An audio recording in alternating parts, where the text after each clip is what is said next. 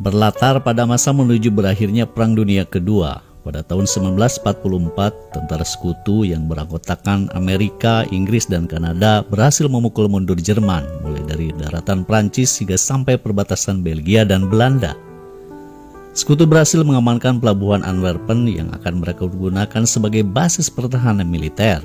Namun jalur perairan di seberang pulau pun masih dikuasai oleh Jerman, sehingga kapal-kapal pembawa bantuan logistik pun tidak bisa masuk melewatinya. Kemudian di kota Zeeland, Belanda, kita diperkenalkan dengan seorang gadis Belanda bernama Tunce yang bekerja di kantor wali kota. Tunce sangat senang karena sebagian besar pasukan Jerman mulai ditarik mundur dari kotanya, dan itu artinya negaranya akan segera merdeka dari agresi militer Jerman. Tun dan warga lainnya pun beramai-ramai menyaksikan iring-iringan mundurnya pasukan Jerman dengan penuh kegembiraan. Di sana juga terlihat seorang pemuda mengabadikan momen tersebut melalui kamera jadulnya. Namun salah satu perwira Jerman memarahinya, merebut kameranya dan membantingnya hingga hancur. Tak terima dengan perlakuan perwira Nazi tersebut, si pemuda itu pun melempar iring-iringan truk Nazi dengan batu hingga oleng dan menabrak tentara Nazi lainnya hingga tewas. Gib mir die Kamera. Idiot, aus dem Weg. Hey, was du kriegst? Menyadari akan kesalahan fatalnya, pemuda itu pun lalu lari sekencang-kencangnya dan ia pun berhasil meloloskan diri meski dengan luka tembak di lengannya. Dan pemuda tersebut ternyata bernama Dirk, adik kandungnya Tunce. Sementara itu di pertempuran Narva, Estonia, kita diperkenalkan dengan seorang pemuda Belanda simpatisan Nazi yang bernama Marinus. Ia dikirim ke perbatasan Rusia untuk membantu pasukan Jerman melakukan invasi ke negara tersebut.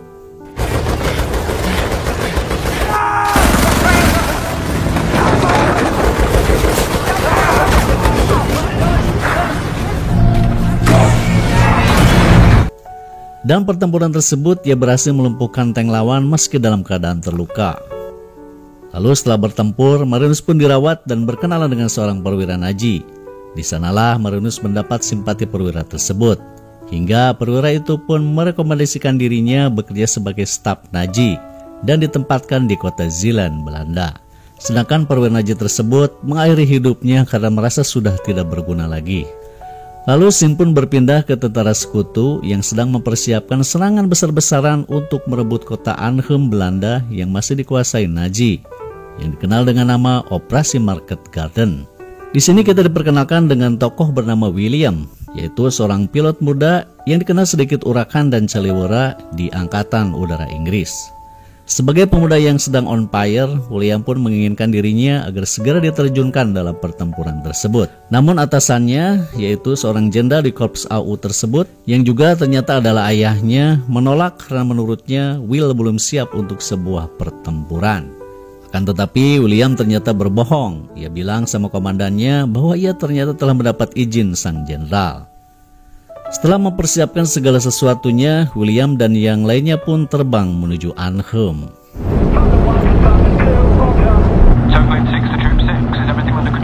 Keep your eyes on the job at hand. It's beautiful. Zeeland.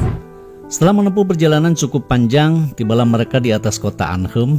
Namun tanpa diduga, tembakan selamat datang pun menghujani mereka. Beberapa pesawat jatuh tertembak dalam insiden tersebut, termasuk pesawatnya William. Komandan Tony sebagai pilotnya pun terkena serpihan peluru. Dan sebagai kopilot, lalu William pun mengambil alih kemudi dan terpaksa mendarat darurat di Sungai Deselde.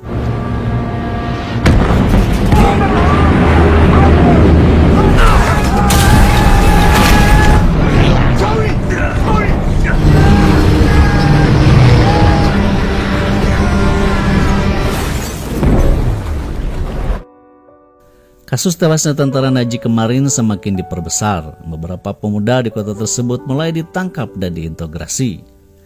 Mengetahui adiknya dalam bahaya, Tun pun menyuruh Dirk untuk segera melarikan diri sebelum ketahuan tentara Nazi. Lalu Dirk pun bilang jika sahabat kakaknya Yana bisa membantunya. Lalu Tun pun segera mendatangi Yana, yaitu seorang gadis pemilik toko makanan di kota tersebut. Dari sanalah Tun mengetahui bahwa Dirk dan Yana adalah merupakan anggota pejuang Belanda yang bergerak secara rahasia. Esok paginya, seorang komandan Najee bernama Birhop mendatangi rumahnya dan membuat mereka berdua kaget dan sangat ketakutan.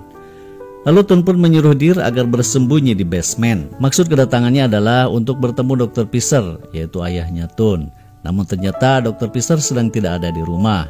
Lalu komandan pun memilih untuk menunggu dan itu tentu membuat Tun terlihat semakin gugup dan ketakutan. Untungnya tak lama kemudian ayahnya pun datang dan mereka pun tampak membicarakan sesuatu.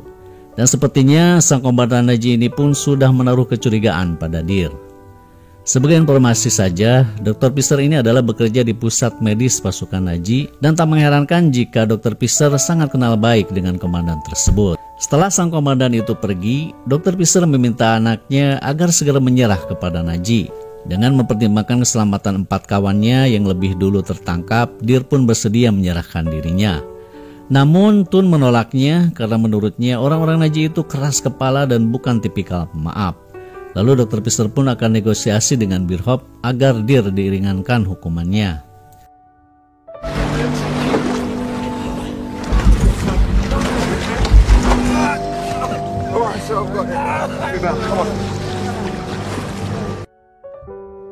Sementara itu di pesawat Angkatan Udara Inggris yang terjatuh di sungai De Zelde, William dan rekannya berusaha menyelamatkan diri, menyusuri sungai dangkal sambil memandu komandan Tony yang terluka cukup parah.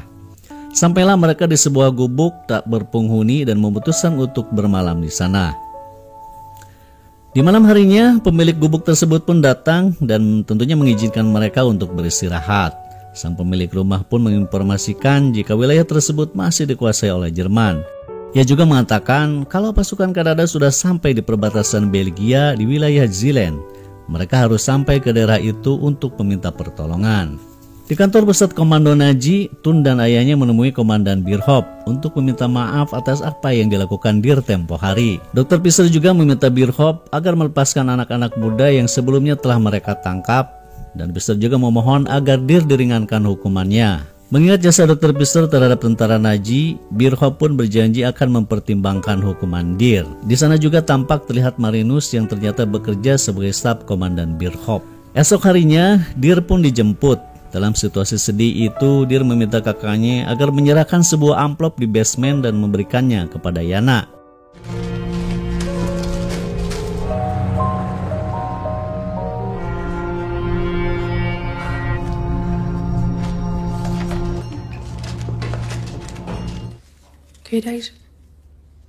Yang ternyata berisi foto-foto situasi markas Najee di wilayah sungai De Zelde dan memberikannya pada Yana sesuai pesan adiknya.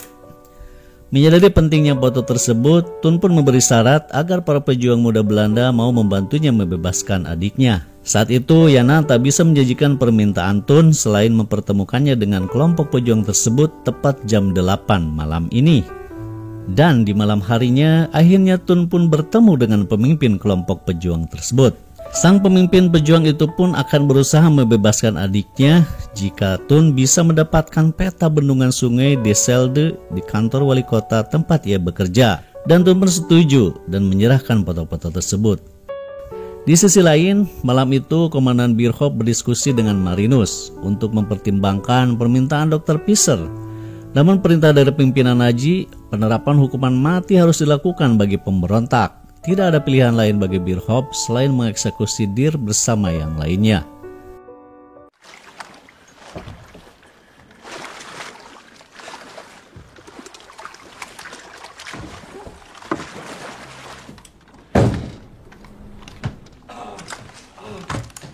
Sementara itu William CS telah sampai di sebuah pedesaan terbengkalai yang terendam luapan air sungai. Lalu ia memeriksa sebuah rumah kosong dan menemukan sebotol minuman dan sisa makanan. Setelah memastikan situasinya aman terkendali, mereka pun bermalam di rumah tersebut dengan sedikit berpesta.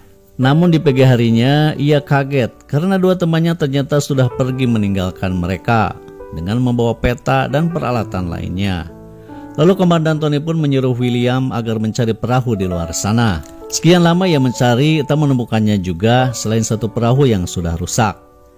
Saat kembali, Will pun melihat satu perahu karet di depan rumah tempat Tony berada dan merasa curiga, lalu mereka pun masuk melalui pintu belakang dengan sangat berhati-hati.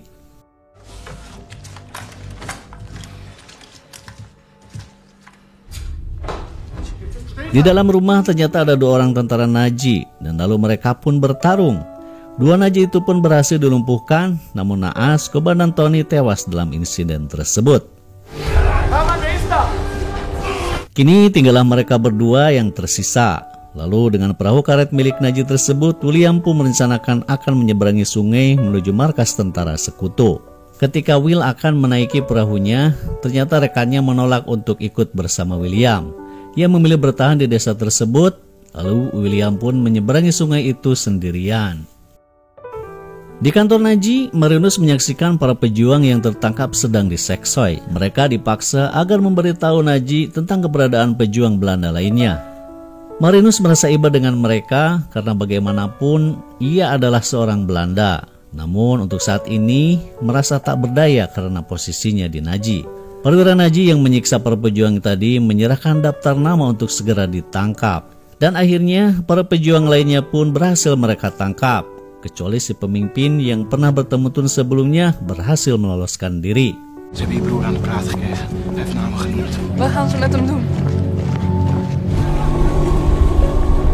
Kemudian Marinus pergi menemui Tun di kantor wali kota dan mengabarkan jika Dir dan pejuang lainnya akan dieksekusi. Sialnya, pertemuan Marinus tersebut dipergoki seorang perwira Naji dan dilaporkannya pada komandan. Karena tindakannya tersebut, Birho pun mengirim kembali Marinus ke garis depan pertempuran. Mengetahui anaknya akan dieksekusi, Dr. Pisser pun berusaha menemui Birho, namun ternyata diabaikan. Para tahanan pun mulai digiring dan diikat di tiang eksekusi. Dan Marinus adalah salah satu eksekutornya. Dan ini adalah sungguh sebuah tindakan yang akan membuat Marinus menyesal seumur hidupnya.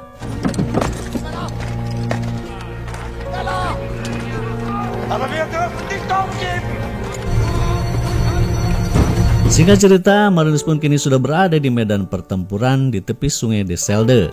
Ia tampak tak bersemangat, ia menyesali atas semua perbuatannya. Perasaan campur aduk ini membuatnya mulai merasa tertekan dan jengah dengan situasi peperangan yang tak kunjung berakhir.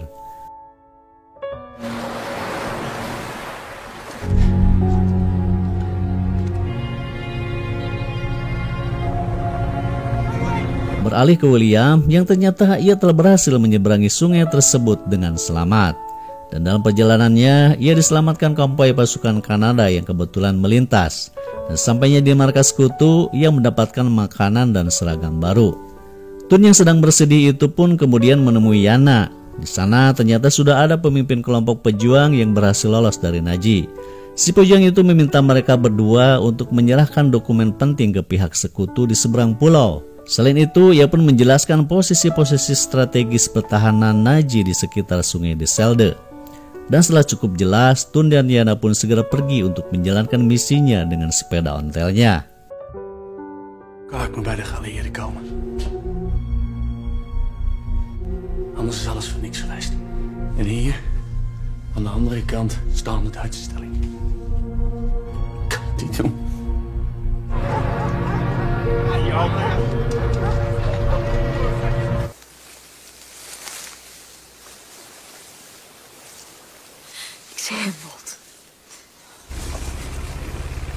Sesampainya di lokasi, sesuai yang dikatakan si pejuang itu, di bibir sungai telah disiapkan satu perahu. Namun untuk menyeberangi sungai, mereka harus menunggu gelap karena tempat mereka berada ternyata tak jauh dari pos patroli Naji. Saat gelap pun mereka mulai beraksi, namun di saat mereka mulai mendorong perahunya, ledakan besar pun terjadi dan rupanya Jerman sedang meledakkan dam tersebut. Cahaya ledakan itu pun membuat pergerakan mereka diketahui tentara Naji.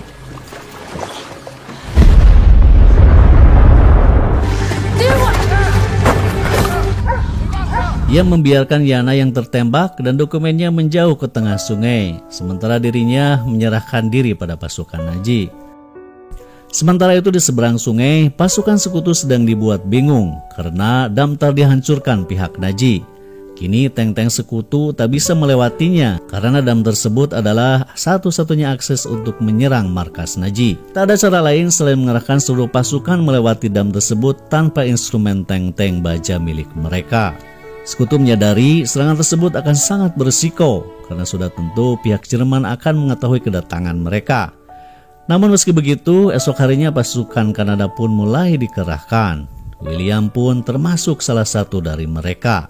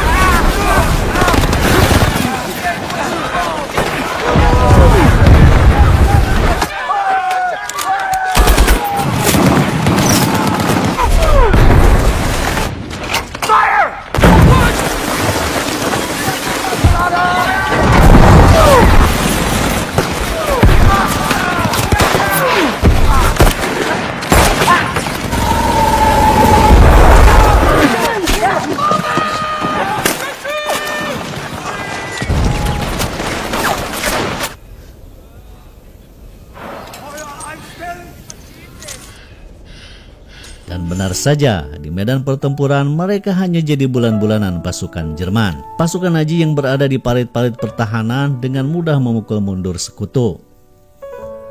Beralih ke Yana yang telah terbawa arus sungai, ternyata ditemukan tentara yang sedang berpatroli dan dibawa ke markas sekutu. Kepada salah seorang petugas medis, Yana pun menyerahkan dokumen tersebut. Karena luka tembaknya yang sudah parah, akhirnya pun ia menghembuskan napas terakhirnya. William tampak memandangi dan sesekali ia membuang muka karena tak tega melihatnya. We'll have an hour and a half before it dries up. I'll have my men prepared for the attack. We can cross it in 4 hours. Para perwira sekutu pun berkumpul untuk mempelajari dokumen-dokumen tersebut. Dan akhirnya melalui dokumen itu pun mereka menemukan cara yang brilian untuk melumpuhkan Nazi di seberang pulau. Strategi jitu itu pun mulai mereka jalankan. Pasukan pun dibagi 2 kelompok. Kelompok pertama menyerang Nazi dari arah depan melalui jalur dam. Sedangkan kelompok yang satunya menggunakan perahu saat air pasang dan menyerang dari arah samping. Serangan dari arah yang tak disangka-sangka itu berhasil membuat pasukan Nazi berantakan.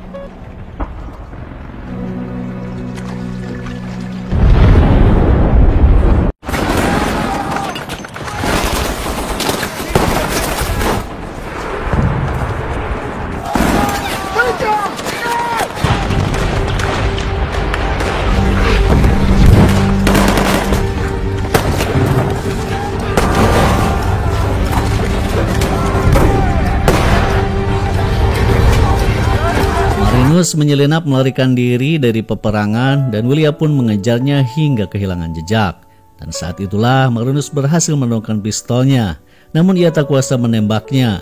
Keadaan pun berbalik. Akhirnya William pun membiarkan Marinus pergi. Pertempuran itu berhasil dimenangkan tentara sekutu, sementara Marinus dan pasukan Nazi yang selamat pun lebih memilih mundur ke kota Zeeland. Marinus yang telah sampai di markas yang mendapati Thun yang sedang dirogahala tentara Nazi.